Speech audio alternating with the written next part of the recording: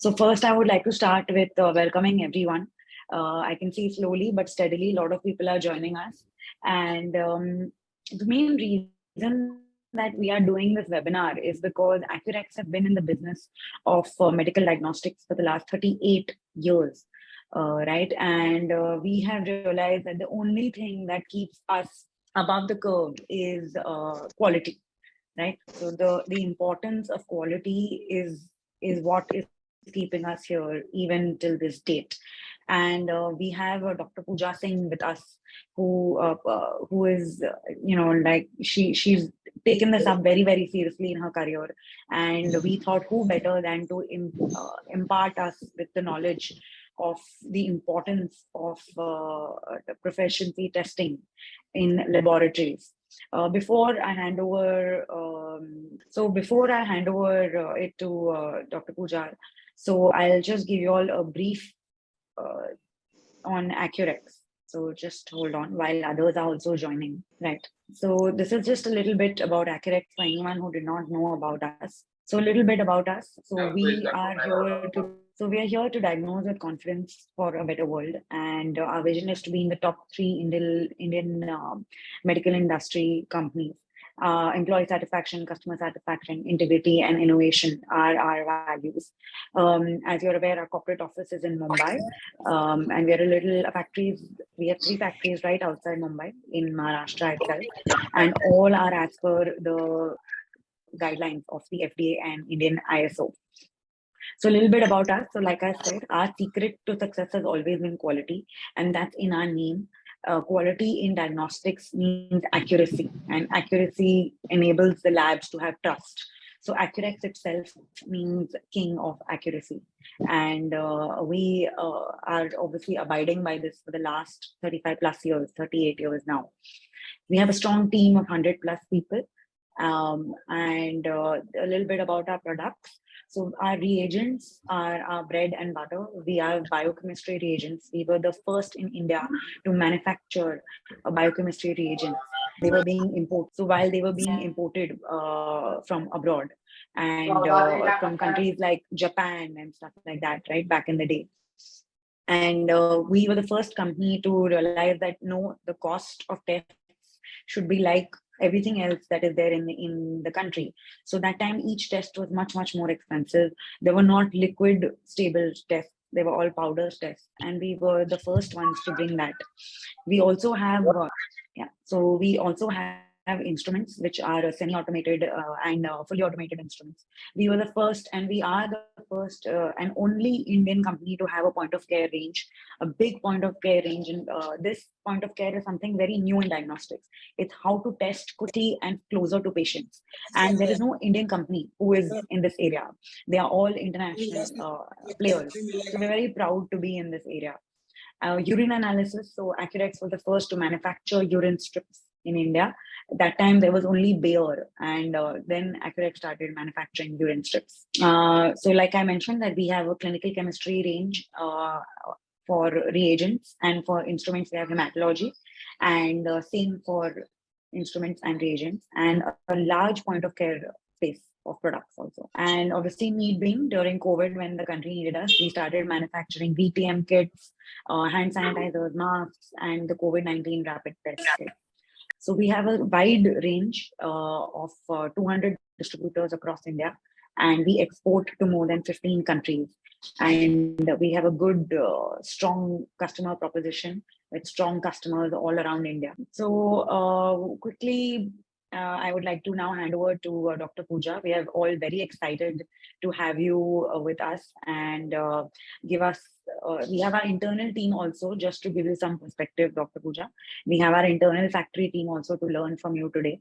And obviously there are large panels of doctors and lab owners on the call. So over to you. Very good evening to all of you. Myself, Dr. Pooja. I am assistant professor in Delhi Government Medical College. Here I am presenting you on some valuable tips on proficiency testing. Let us start. What are my learning objectives today? At the end of the presentation, participants should understand the basic principles of quality control as well as understand the importance of external quality control. All the labs which are going for accreditation, external quality control process is very, very important in that. So let us start with the basics key why we need a quality in a lab, because we have every time quality in a medical laboratory, choosing the right test, collecting the right specimen, after the right patient preparation, testing by the right method, reporting the right based on right reference instrument at the right time at the right time. So right is very, very important. To choose the quality is basically based on the accuracy and precise, like that accurate, timely, reliable, and reproducible. These, if you make sure about the concentration of these aspects, I think we can achieve the quality improvement. And there are various processes how we can achieve the quality in our laboratory. Like quality is a subjective term, for each person has his own definition. Technically, quality has two meaning: a product or surface that fulfill the defined and expected requirements, started and stated and implement implied needs, or a service or product free from defect or deficiency. Basically, the last line is service or product which is free from defect and deficiency. So by means of employing or using quality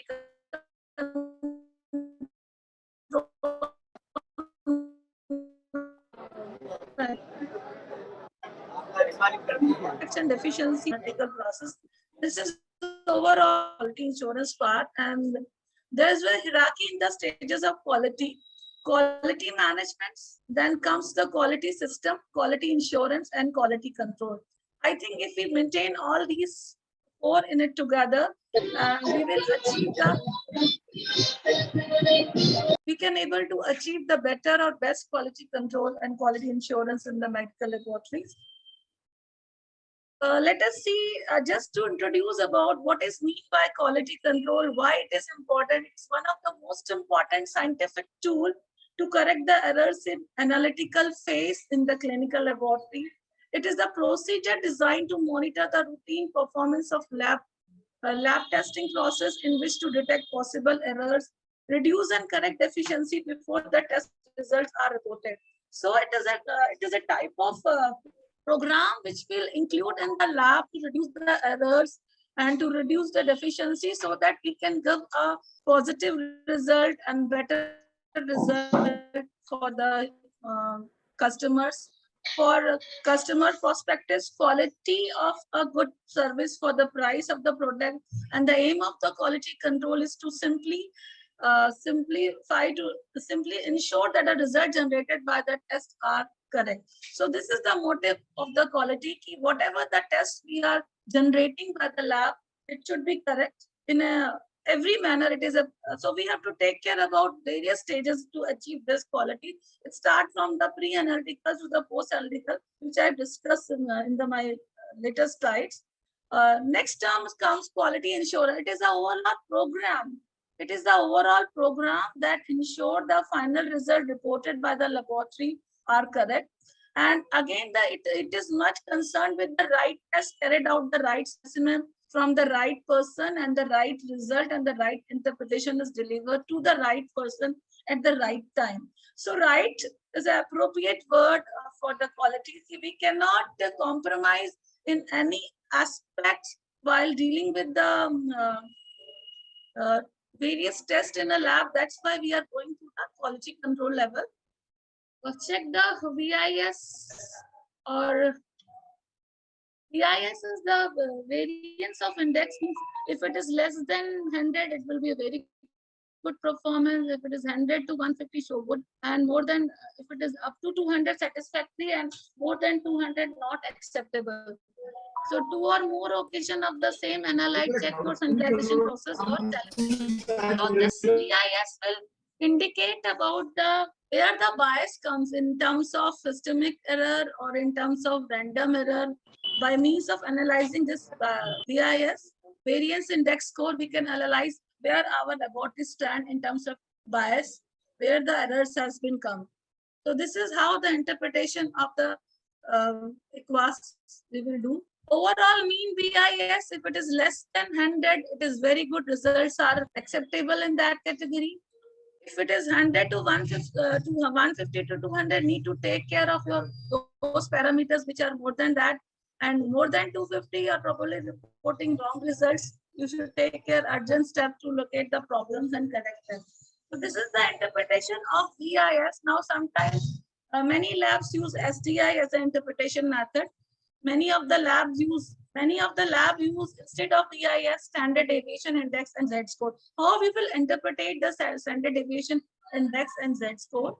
TCV is the coefficient of variation, and it is just the allowable limit of error for an analyte. It shows how analyte can be imprecise or biased. So there are different terms I had talked about. DV, CV, what is mean by method mean in the IQAS?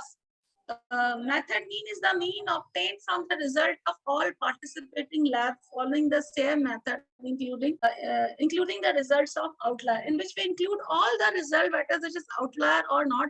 That is called as a method mean. So this one is the method mean. So this one is the method mean. This one is the method mean, in which all the participants are showing in a mean value, whether it is outlier or not. Suppose number of participants are 1843 and the reference mean will be 230. It will include all the outliers also. It will include all the lab result, including the outlier also, either beyond 3 SD or 2 SD. So this is called as a method mean, which obtained from the results of participating labs following the same method, including results of all outlier. They are following the same method, same instrument. This is called as a method mean. Designated value. This is called as the DV value. What is this DV value? Is a value including the results from lab with the same method, which are beyond -3 SD or +3 SD, and the mean, recalculate the mean after eliminating the outlier. So this is that designated values, the after eliminating the outlier, how much mean we are getting, that is called as a designated value. CV value is a coefficient of variation which is obtained after the running a number of tests, and after there will be getting the average value, and then we'll find out the mean by ST into 100 CV percentage. So these things are important to interpret the IQAS, because especially here I'm talking about the proficiency testing. So for the technologist, how they will interpret it, this is the reference mean, which include all the lab results using the same method or same procedure, same instrument. This is the deviant mean, which exclude the outlier, only using the mean which are under 2 SD. This is the coefficient of variation. After interpreting this, calculate designated value upon minus participant result minus designated value, that is the outliers are excluded in that, and will get the variance index, that is VIS. VIS is less than 100, it shows a good performance. It is more than 200 is not acceptable. How we are calculating? Now next come to the reference mean. What is mean by reference mean? Mean obtained at the organizing lab after exposing the QC samples ambient temperature between 25 to 30 degree period of 7 days, transport and analyze them on 5 consecutive days. Now that this is another tool to interpret the IQAS result, except then the VIS, we use a tool of Sdi Index also. It is another special tool to design or assign to the lab by IQAS provider on the performance of lab for each analyte in an IQAS sample. It is a measure of relative inaccuracy or relative bias. How we can calculate SDI? By using this usage distribution chart, in which out of the 100% results, 62% fall in the +1 SD and 95% fall in the +2 SD, ±2 SD, and 99.7% values fall within the ±3 SD. So generally we use ±2 SD to calculate the SDI. And yes, of course, it is a measure of the result around a mean among a group of values. It is a measure of result around a mean among a group of value. Since 95% of the results in a normal population fall within 2 SD, So it is considered as an acceptable laboratory value expressed in terms of SDI. Why it is useful to know about the SDI? It will indicate how large or small differences between the result and your result and the target value. That is the most important interpretation. SDI will indicate how large and small difference between your result and target value. How will you calculate the SDI? Difference between your result and the group mean amount upon standard deviation. If you include your result minus group mean upon standard deviation from the overall mean, you can able to calculate the SDI. This is one of the another interpretation which we are using for the interpretation of ICWAS.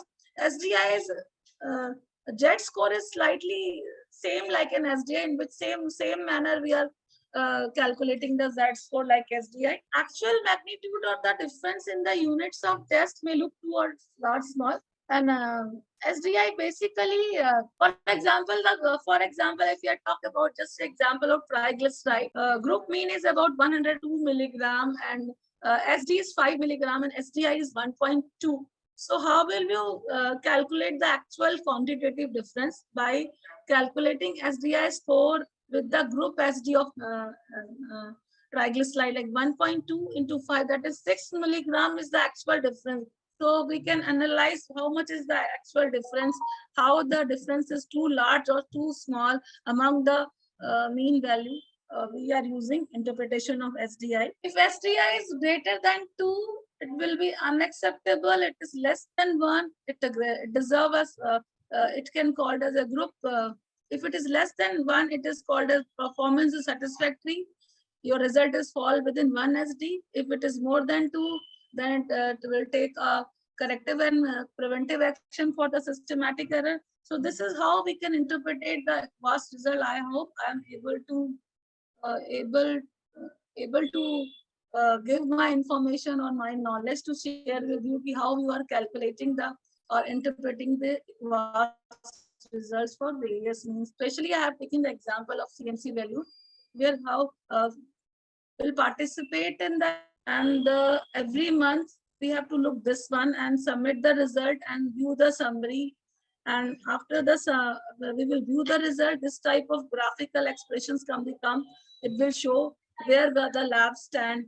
By analyzing our SD values and BIS, we can find out the performance of each and every analyte. So this is how we can interpret the proficiency testing in CMC value. Or there are different methods of participating in proficiency testing, like Biorad is also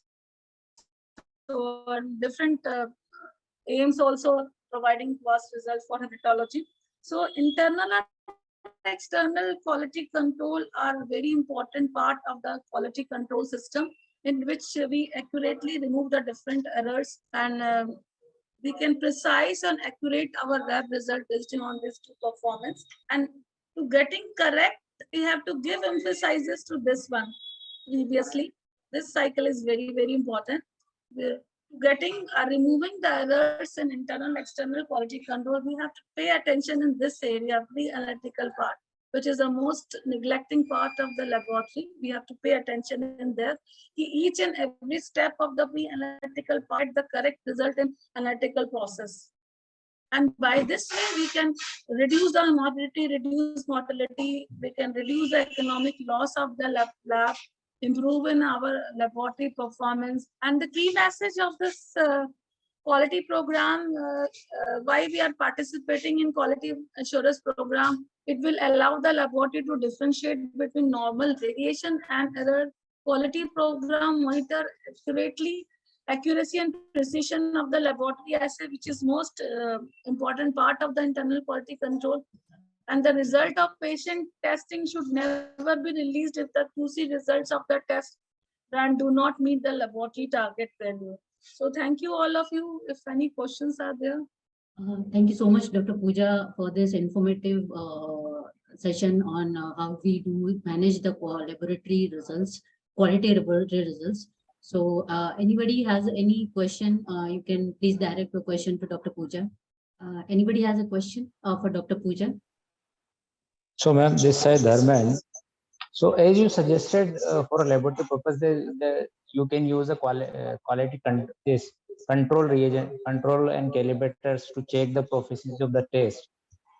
So, in many companies, giving a different ranges for the as a control, like that. If you run a glucose, there is a different too many methods to test it, and the range is different also.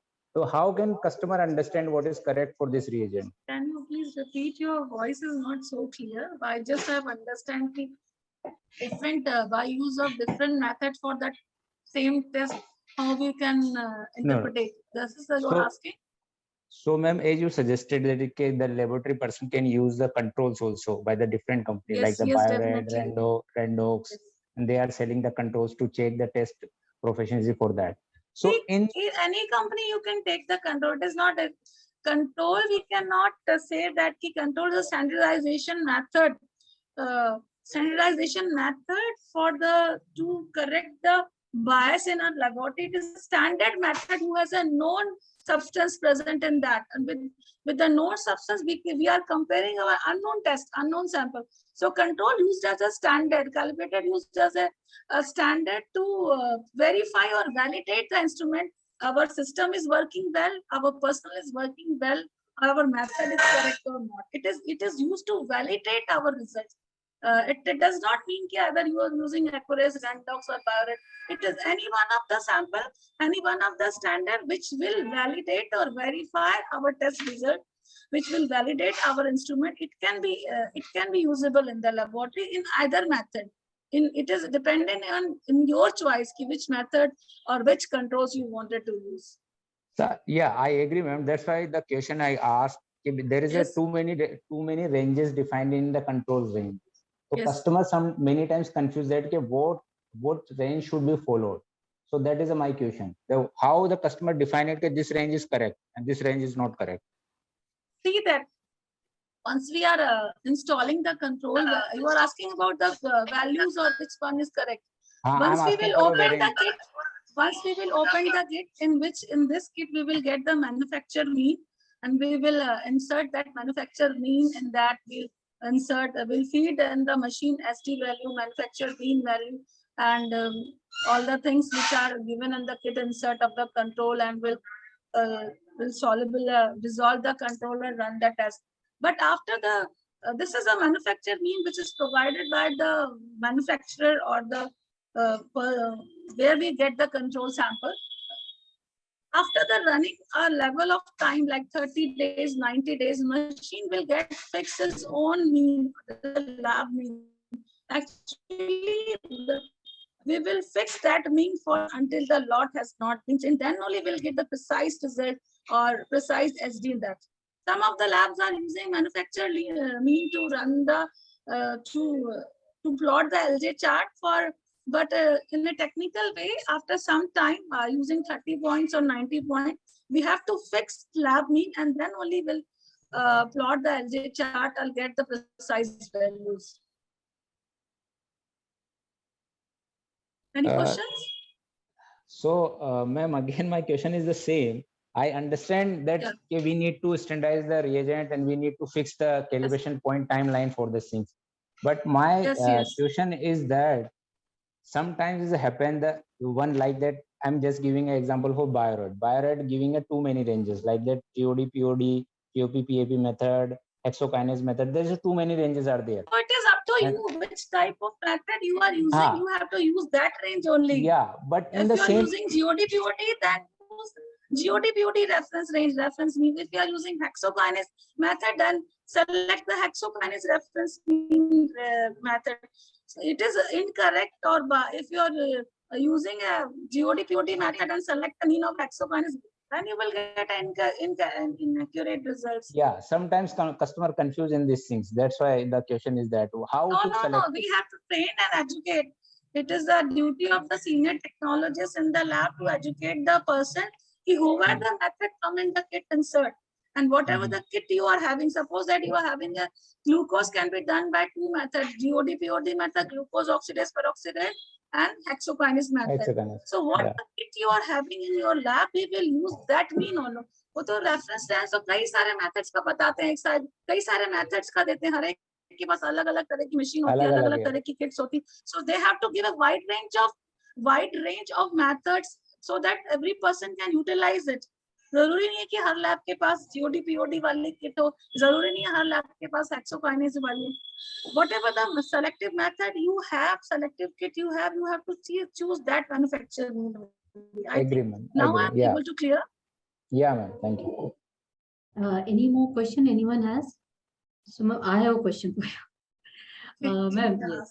So, ma'am, when we do this internal quality control, when we are giving the ranges, so likewise, you say that we have to decide our own range, laboratory range after 60 or 90 points. So Yes. that we have to fix according to the lot, and then we have to decide our own range and our own mean. Maybe sometimes that it is up to you. If you are getting a same lot reagent in a longer period of time, there is no shifting at all to change the mean. It is depend on the lot, how much time. If suppose months lot, next time after 2 months your lot has been going. So you have to use a different set of mean. You use a 30 set of mean. If your lot is running in a longer time, suppose that 1 year only one lot is coming, same lot is coming. So that time you can use a longer points, 90 days or 120 days, you can fix the mean. That will be, I think, more precise, but it is depends. Of course, it is depends on if kit lot also. Lot of control is also important in that. Lot of kit is also important in that. If both can change, you have to shift your mean or fix your mean in that time. So, does it happen that for the normal and pathological control, the values might overlap between the normal and pathological control? Is it possible and is it acceptable? Yeah, ma'am. Is it possible that sometimes the normal and pathological value can overlap, the values can overlap, and is it acceptable, those values overlapping? No. First thing, it is not overlap, and second, it is not acceptable at all. That control level is a normal control is different. And pathological control is different. Both are running in a different way. We cannot accept it. With pathological, the use of pathological control, we are comparing the abnormal values of critical limits in the lab, abnormal result in the lab, and with the use of normal result, we are comparing with the normal values. We are comparing with the normal result in the lab. Both things are not overlap, and intercorrelation is not acceptable at all. Okay, thank you. And Mr. Sham is asking that how to check the reagent quality if maybe the control or calibrators are not okay. How we can ensure that if there is any issue with the maybe a control or a calibrator? There is an issue of the control and calibrator. How we can ensure about this? Yeah, or maybe how to check the reagent quality if maybe if we do not have a control and calibrator values proper. Am I right, Mr. Sham? Yeah, reagent quality can be checked how you are storing the reagent. First, once you are opening the reagent kit, see properly that there is no expiry date in the reagent. First thing is that there is no deterioration in the reagent. Second, once you open the reagent kit, see all the things, all the constituents are in a proper place. Reagent is not expired. First thing is required in that. And if the controls you are using, I suggest to make the allocates. You can increase the lifeline of the control. If you are using a control sample, open the we are dialing some. For example, today is the 1st October, and I'm starting a new control level. So what I will do, I will dilute the control and make the allocate so that I can increase the lifespan of the control. If we are daily using the control, auto-pipetting, some errors will come, some impurities will come, that will deteriorate our value, and it will reduce our economic loss also if we are allocating the control in a proper way. And while I'm talking about the reagents, minimize use of impure. If you are in an automation, try to clean out the reagent bottle once in a while, because there are sometimes the bias can become due to reagent bottles are not clean at all, and sometimes you have to change the, especially for the creatinine, especially for the urea and some sensitive analyte like SGOT, SGPT. So we have to take care about all the pre-analytical part also. We must, reagent bottles must be clean. The reagents are not expiry, And water quality is also important. We have to give emphasis on each and every quality. TDS, whether you are checking daily TDS or not, or temperature, humidity, costs many things in the daily maintenance of the machine instrument is also very important. Second question you have asked about how to know about whether the reagent is working well with the control or calibrator. We can only see first thing, the reagent is not expiry. Second thing, reagents are proper mixed before putting up in the automation machine, or if you are taking out with the help of auto pipettation and semi-automatic machine, reagent should be mixed before the use. Should be kept in a proper temperature. आप फिर से लाते एकदम से test लगाना शुरू नहीं कर देंगे. Keep it in a room temperature or temperature. We have to take care about that. And if the reagent in a proper place and expiry is not there, I think control or calibrators are there to assign whether our reagent is working well or not. So I said previously in previous slides also that pre-analytical part play a very important role. What a pre-analytical part or analytical part, daily maintenance of the instrument is very important. Before starting any test, calibration or control, see that calibrator are in a calibrator are not expiry. Allocate the calibrator as you open the calibrator, dilute the calibrator and make the allocate, so you can increase the lifeline of the calibrator. You can decrease the economic loss of the control and calibrator, reduce the monetary, I can say the monetary loss of the lab also. If we practice all these small things in our lab. And reagent, how much reagent is required? Only that quantity pour in the reagent bottle, not so much. So it can also deteriorate your reagent stability. Suppose that today we are running 100 samples, but we should take care about the analysis, how much reagent is required, 2 ml, 4 ml, pour that much of quantity in the instrument, not much reagent. And for daily calibrate, daily change the reagents, and special for the parameters of creatinine, bilirubin. You use only that much of reagent which is required by the particular test. Suppose we are running 100 tests, so just analyze how much reagents required. That is one of the major causes for deterioration of this test results. And of course, you have to take care about your control and calibrators also, which are not expiry. See that our mean value, lot verification can be properly filled up in the autoanalyzer or not. These are the minute things which we will lack, because I am also daily seeing these things in the lab and train the laboratory person how we can overcome this problems. I think I am able to give my information. Yeah, ma'am. Thank you. And one more question is that what corrective action, it's from the Sanvi, is that what corrective action we should take after we receive EQUAS report and one or more parameters are showing any errors? So is it for the particular? In EQUAS? Yeah, in EQUAS, if some errors we are receiving for one or parameters, some flagging parameters are one or more. So what corrective action plan we should take, ma'am? See, there are two types of errors come in the EQUAS. One is a random error. Second is a systematic error. Okay. So random error may be due to your pipetting error, maybe due to temperature, maybe due to humidity or water TDS, any quantity. Systematic error, deterioration of the control calibrator or any preventive actions is required in the machine and you have not taken care about. So these, if the SD value is more than 3, it may be a systematic error. If 1 or 2 parameters outlier at the same time or the same month, you have first thing you do, go for interlab comparison. You can go for interlab comparison, see your results are within an acceptable limit or not. Second thing, you can check all the pre-analytical checklist, make the checklist in the lab of pre-analytical variation, temperature, humidity control, TDS control, daily maintenance control, daily calibration, daily control. Give the importance to all these things. How check the deterioration of reagent, check the deterioration of control sample, clean the machine, properly filling of the reagent bottles. All these checklists are there, and try to overcome all these corrective actions. And if again this happens, then change the kit. Maybe there is a problem in the kit, maybe there's a problem in the lot. So maybe there's a problem in the method. So you can the kit also, you can change the method also. You can use some, if you are using GOD, next time use exokinase.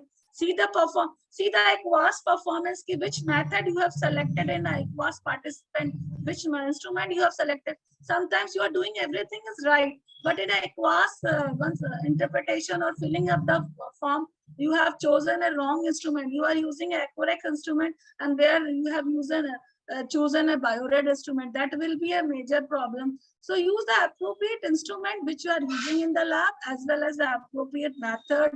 Everything comes in the aqueous. Once we are participating, they will give the form and they will show by which method you are doing the glucose estimation, GOD, POD or hexokinase. By which machine you are using for glucose estimate, Randox, Biored, either MinRay, any number of them. So we have to select in a proper way. Sometimes what happens ki we are doing everything in a right manner, but by choosing a wrong method or wrong selection of the instrument, the cost result will be outlier and they show a 3 SD. So these points should be take care about that. If all those things, everything is right, you have done everything in a right manner, you have checked all the pre-analytical various, although your cost is out, then you have to call the engineer for preventive maintenance. What happens, some probe debris are sometimes some debris are present in the probe, that's why results show errors, minor results, any deterioration of the results, any filtration of the equipment is important. So filter, monochromatic light, all the instrument part comes. So go for preventive maintenance, go for interlab comparison, then change the kit and see again, run the test. Maybe that time aqueous will be. These are the corrective measures or checklists are there which we can utilize for the corrective actions of the aqueous. Okay, thank you, ma'am. There's one more question, is that after doing calibration, if you are putting the small aliquots also for the control, maybe calibrator also, and many a times our control or calibrator may be out. So in that case, what should we do? Do we do the recalibration or change the reagent, or should we change the reagent? What should we do? Preparation of aliquot is very, very important in that. First, how you are preparing aliquots, properly storing an alicate in a proper way or not. Deep freezing is required for aliquots storage, -20°, as well as after, if you are using alicate more than 50 days, that is not acceptable. They have a certain lyophilized life also. Okay, and also that afterwards, when you are using the calibrator from the deep freeze and keep it in a proper room temperature, so allow them to mix properly, then run the test. That is one of the pre-analytical errors which we will face in the lab. Or what else you ask again? Could you repeat it? Ma'am, if they are not performing well, if we have done storage properly, and if after the small aliquots also if they're not performing well, what should we do? Do we do recalibration or we change the control? Yes, you have to do recalibrate.